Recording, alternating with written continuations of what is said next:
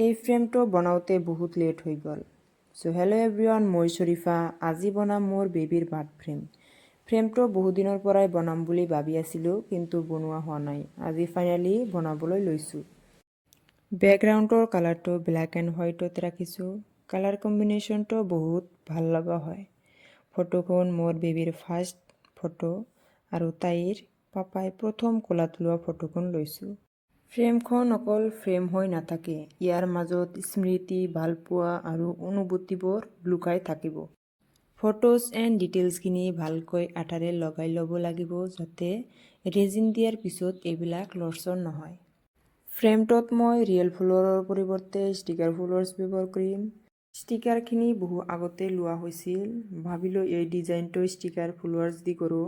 ষ্টিকাৰখিনি লগাওঁতে হেল্প কৰিছিল মোৰ হাজবেণ্ডে।